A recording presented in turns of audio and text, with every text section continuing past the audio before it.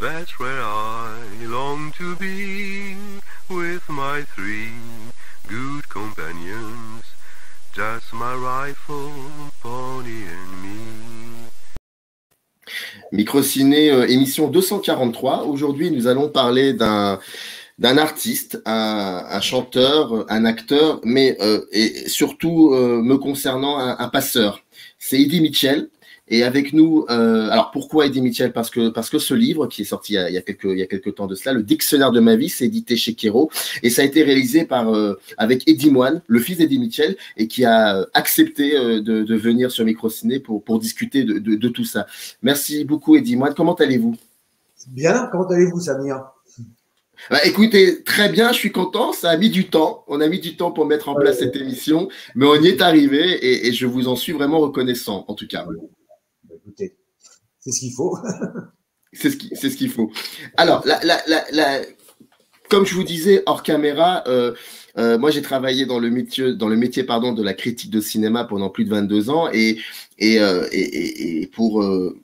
pour découvrir le cinéma, il y a eu des passeurs. Donc, il y a eu la figure paternelle, mon propre père, mais aussi d'autres passeurs, que cela soit des critiques de cinéma, mais aussi d'autres personnes qui, à la télévision, surtout, le mardi soir, par exemple, de 20h30 jusqu'à minuit 30, nous montraient deux films américains de la période hollywoodienne, un en VF et l'autre en version originale.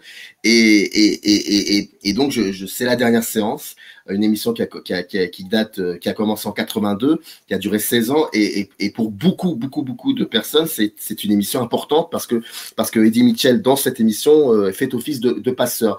Et moi, j'avais très envie de parler aussi de cela avec vous, mais vous êtes le fils du passeur, et j'aurais voulu savoir, de manière un peu indiscrète, certes, comment cela s'opère quand on voit son propre père pendant 16 ans à la télévision qui transmet des films importants, importants dans l'histoire du cinéma. Est-ce que c'est la même situation aussi avec vous? Est-ce qu'il y a eu cette idée aussi très très jeune, dès que vous étiez enfant, de vous transmettre aussi, parce que vous travaillez dans le cinéma, vous êtes journaliste de cinéma, donc il s'est passé quelque chose. Et comment ça s'est opéré, cette passion, ce passage de témoin?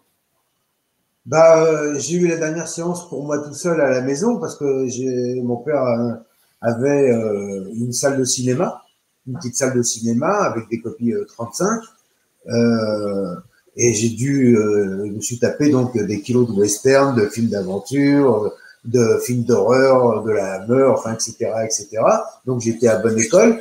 Et la dernière séance n'a pas changé son point de vue là-dessus, quoi. C'est-à-dire, il fallait toujours voir les films, ça le passionnait. Il montait lui-même les bobines, il faisait lui-même les scotch sur les bobines 35 pour en faire 2 bobines pour les passer. Enfin, c'est quelqu'un qui est vraiment un malade de ça, un amoureux même de ça, qui a fait de moi la même chose, quoi. Voilà. Et vous êtes vraiment, vous vivez comment le cinéma? Est-ce que c'est quelque chose qui vous aide, qui vous a aidé à comprendre un petit peu le monde dans lequel on est? Non, je dirais pas ça. Je dirais plutôt que c'est une passion avant tout. Comprendre le monde, oui, enfin peut-être d'un côté historique avec tous les biopics qu'on a pu avoir depuis déjà plus de 70 ans, mais non, pas vraiment le monde. C'est plutôt une manière, au contraire, je pense, de s'échapper de nos soucis quotidiens. À travers des films nouveaux, des films asiatiques. Je pense à la Brigade des 800. Je pense aussi à des films plutôt anciens. Enfin, vous regardez Scaramouche, vous avez 8 ans, c'est formidable. Vous regardez, je sais pas, La Horde sauvage, vous en avez 10, c'est génial. Enfin, c'est plutôt comme ça que je vois les choses. Et vous aviez besoin, quand Eddie Mitchell, votre père, vous présentez un film, est-ce que vous aviez besoin ensuite d'en parler après la projection? Oui, mais c'était surtout c'était très ludique, quoi. C'est-à-dire, d'abord, on s'en amusait, ou alors parfois ça dérapait un peu. Ça fait quand même maintenant 9 fois que tu vois le film. Est-ce que tu as vu les faux raccords? Ouais, c'était plutôt des choses comme ça. C'était jamais très sérieux parce que c'est quelqu'un qui prend tout à la légère, même si quand il travaille, c'est quelqu'un qui s'y prend plus que sérieusement. Mais bon, ça n'a pas été du tout le cas. Et est-ce que quand vous avez commencé à écrire sur ah oui, déjà, écrire sur le cinéma, c'était quelque chose que vous aviez envie de faire depuis très très très très longtemps, depuis déjà depuis gosse, depuis adolescence, vous aviez vos propres cartes et vous notiez le générique etc. Mais aussi vos impressions sur les films. Les impressions, non. Par contre, ouais, je me rappelle, j'avais un cahier où je notais tous les titres des films que j'avais vus. Je collectionnais, je découpais les fiches dans Télé 7 jours que je collais dans un cahier, enfin tout ça, quoi. Et donc ensuite, vous avez l'idée d'écrire de travailler dans ce milieu-là. C'est quelque chose qui était pour vous une certaine évidence. Vous avez envie de rester là-dedans. Comment ça s'est opéré, ça? Comment ça s'est opéré? Ben, ça s'est opéré facilement. Je jouais de la batterie, mais comme j'étais le fils d'Eddie Mitchell, je me suis dit ça va être très compliqué pour moi avec le monde que j'avais d'entrer dans le monde de la musique. Faisons ce que je fais le plus après, c'était quoi? Le cinéma. Et malheureusement pour moi, il tourne le coup de torchon quand moi je venais de rentrer comme stagiaire à la régie sur les films. Voilà. Mais j'ai continué longtemps. Hein. Et d'ailleurs, est-ce que vous êtes très critique envers certains films dans lesquels a joué votre père? Oui. Il y en a certains qu'il a peut-être pu éviter, mais ça c'est autre chose. Alors, le livre, le dictionnaire de ma vie, Eddie Mitchell, est-ce que c'était un projet qui existait depuis un certain temps de vous, c'est-à-dire vous, Eddie Moine, écrire sur votre père? Est-ce que c'était quelque chose d'abord qui était propre à vous ou c'est lui qui est venu avec ce projet vers vous? Ah non, pas du tout. C'est un camarade qui m'a appelé un jour en me disant cet éditeur-là recherche des personnalités pour la collection, qui s'appelle donc, rappelez-moi, j'ai oublié. Kiro, l'éditeur Kiro. Non, mais c'est pour le dictionnaire de ma vie. Et donc il m'a appelé en me disant est-ce que tu penses que ton frère le ferait? Et je lui ai dit non. Je pense que ça l'intéresse pas du tout, à mon avis. Lui, se coltiner avec un journaliste, ça va pas être son truc. Et la personne au téléphone me dit, et si c'est toi? Ça m'a interloqué, j'ai réfléchi, j'ai dit, je vais proposer, je verrai bien. Et je l'ai proposé à mon père qui me dit, alors là, comme ça, d'accord. Voilà, c'est tout. Et comment ça s'est passé? Est-ce que c'est vous? Enfin, comment s'est passée la structure du bouquin? Alors, c'est un abécédaire, hein, il faut le dire. Et donc, ça commence par autodidacte, et ça se termine sur Zorglobe. Il faut lire pour comprendre ce que ça veut dire. Zorglobe, pardon. Et comment est-ce que c'est votre père qui a choisi les noms qui allaient être questionnés? Comment ça s'est opéré l'architecture du bouquin, la structure? En fait, c'est par rapport à chaque personnalité, il y a des points importants dans une vie. Donc, c'était évident, je pense qu'à B, il y allait avoir Belleville, qu'à D, ça allait être la dernière séance, qu'à V, ça allait être Vieille Canaille. Et puis après, j'ai suggéré deux ou trois autres lettres. Il a approuvé, puis il a trouvé tout le reste tout seul. Enfin, je veux dire, en discutant comme ça. Donc, je notais qu'est-ce qui était le mieux. Après, on choisissait ce qui nous paraissait le mieux, en tout cas. Et pendant la structure, pendant l'élaboration du bouquin, est-ce que il y avait des moments où vous le poussiez dans ses retranchements, c'est-à-dire il faut beaucoup plus développer, il faut non pas être que sur l'anecdote, il faut plus développer, quoi, essayer de rendre plus épais le concept. Oui, mais ça se passait de la manière la plus agréable possible, puisque j'allais chez lui, on déjeunait, il n'était pas question de parler du bouquin ou de quoi que ce soit. Et puis après, déjeuner, on allait se renfermer dans une salle. Et puis, je lui disais, aujourd'hui, qu'est-ce que tu as envie de faire? C'est peut-être là, c'est peut-être là. C'est là. Et puis, donc j'enregistrais sur la machine. Puis je lui disais, développe un peu parce que là, j'ai pas bien compris. Ou alors, je lui reposais encore plein de questions sur ce thème. Après, je rentrais chez moi, j'écrivais, je lui envoyais, ça allait pas, il corrigeait. Et voilà, on a fonctionné à peu près comme ça tout le temps, tout le temps. Il y a eu des lettres où ça a été un peu compliqué pour les souvenirs, pour l'émotion, pour tout ça? Oui, je me rappelle plus lesquels, mais ce que je me souviens surtout, c'est que quand j'avais un manque, bon, je l'appelais au téléphone, il me racontait, je prenais des notes et je refaisais le truc, je renvoyais, il me disait bon, ça va pas, oui, ça va, quoi. C'est tout. C'était vraiment c'était très vite complété. C'était très vite, c'était assez vite compliqué. Et ça va être quand même assez bizarre de. Je ne sais pas quelle relation vous avez avec votre père. Je ne sais pas si vous connaissez vraiment beaucoup de choses concernant votre père, mais est-ce que vous avez, vous, appris des choses en travaillant sur ce bouquin? Bah oui, sur ma famille, sur mes grands-parents, mes arrière-grands-parents, et en même temps, la chose que je voulais faire passer, puisqu'on parlait de passeur tout à l'heure, c'était que ce type est avant tout un passionné de cinéma, ça on le sait, de musique, on s'en doute, mais aussi vraiment de littérature et de bande dessinée, et que tout ça est un mélange un petit peu parfois bizarre. Mais bon, lui c'est ça, il vit ses passions jusqu'au bout.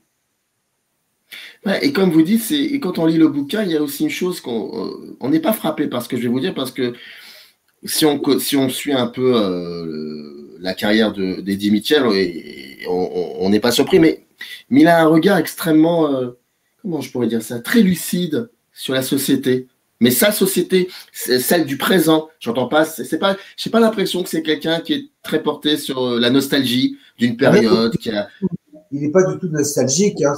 C'est quelqu'un qui va regarder, par exemple, Les Tigres volants avec John Wayne et puis la Brigade des 800 de Guan Yu. Bon, c'est quelqu'un qui regarde tout, quoi. Je veux dire, Penny Dreadful, comme Peaky Blinders, comme un vieux John Ford ou des choses comme ça. Et c'est surtout quelqu'un qui est à l'écoute des autres. Donc, il sait très bien ce qui se passe dans son entourage. Les angoisses de tout le monde, et bon, il retranscrit plus ou moins tout ça ou dans ses textes ou dans le livre. Mais même sur la société, pas forcément que sur les proches. Par exemple, quand il parle de Belleville, il dit clairement que Belleville c'était riche parce qu'il y avait une société pluriculturelle. Et d'ailleurs, et il disait que et ça c'est important, et c'est très important ça. Et on a tendance souvent à peut-être que vous allez me contredire, mais il a fait partie d'une génération de chanteurs. Il s'en est démarqué assez bien, tant mieux d'ailleurs. Mais très souvent, cette génération, à part quelques-uns, sont souvent, souvent ils sont pointés du doigt comme des personnes qui sont pas très progressistes, si vous voyez ce que je veux dire. Alors que quand on connaît un peu ce que pense votre père et quand on lit le bouquin, on s'aperçoit que c'est quelqu'un qui est extrêmement progressiste. Oui, mais d'abord, il vient d'un milieu très modeste. Il a toujours été entouré dans sa jeunesse à Belleville par des gens qui venaient de divers horizons. Enfin, il allait manger, comme le dit, chinois, et puis le chinois vous conseillait le shish kebab du coin, etc. Et il avait des voisins antillais, donc bon. Tout ce mélange-là ne peut faire que quelqu'un qui pense de manière progressive. Et puis il y a ce chapitre où il raconte sa rencontre avec Johnny Hallyday. Ça, on peut pas ne pas l'éviter. On connaissait un peu l'histoire, mais il y a des moments comme ça qui sont très, très émouvants, très touchants. Et ce qui est très drôle, c'est que en lisant les lettres de cet abécédaire, on a l'impression que c'est un scénario en devenir. Il y a une écriture, c'est la vôtre. Vous avez une écriture, un style qui pourrait annoncer un scénario de film en devenir. C'est ça qui est très drôle. Merci, c'est gentil. Ah non, mais c'est très sincère. C'est-à-dire que c'est une écriture très imagée. On a des images, on a du visuel et on imagine des personnages qu'on n'a jamais vus, mais on les imagine très bien. Et j'ai l'impression que c'est très, vous savez, les chansons les chansons d'Eddie Mitchell sont intéressantes pour plein de raisons, mais il y en a une que moi j'aime beaucoup, c'est qu'à chaque fois on a l'impression que ce sont des courts-métrages. Rio Grande, ça pourrait être un court-métrage, parce qu'à chaque fois il raconte une histoire qui est très souvent située dans un pays qui est le cinéma. Et j'ai cette impression-là quand je lis le bouquin. de voir non pas un court-métrage, mais vous savez, une espèce de film à sketch. Et c'est ça qui m'a plu. La structure que vous utilisez, c'est une structure qui est très imagée en tout cas. Merci. Très vivante. Elle est vraiment très très vivante. J'ai tout fait pour. Et est-ce que vous déjà vous m'avez parlé de la Brigade des 800, mais est-ce que ça, très souvent vous proposez, vous passez aussi les films, vos films, les films dont vous êtes contemporain à Eddie Mitchell, à votre père? Oui, on en parle. Alors bon, après, il revient vers moi en me disant, dis-moi, ce que tu m'as dit là, c'est pas terrible. Pour pas dire que c'est une merde des fois. mais non, oui, on échange tout le temps. Et quels ont été les retours par rapport à cette collaboration? Pardon, excusez-moi, j'ai pas entendu. Quels ont été les retours que vous avez reçus par rapport à la collaboration, par rapport à votre collaboration autour de ce livre? J'ai reçu des bons retours, hein, que ce soit de la part de l'équipe de l'édition, à mes proches, amis et autres. Hein. Et est-ce que ça vous a donné peut-être envie de continuer autre chose peut-être avec lui, qui soit pas dans le même registre, hein? Ça, on verra. Ah. En tout cas, je vous remercie d'avoir accepté cet entretien et je répète, c'est Eddie Mitchell, c'est le dictionnaire de ma vie. C'est édité chez Kero, parce qu'il y a plusieurs, séries dans le dictionnaire de ma vie, et donc et je suis très content que vous ayez accepté cet entretien pour discuter un peu de tout ça. Merci. Très bonne journée. À vous aussi. Générique. In the canyon, that's where I long to be, with my 3 good companions, just my rifle, pony and me.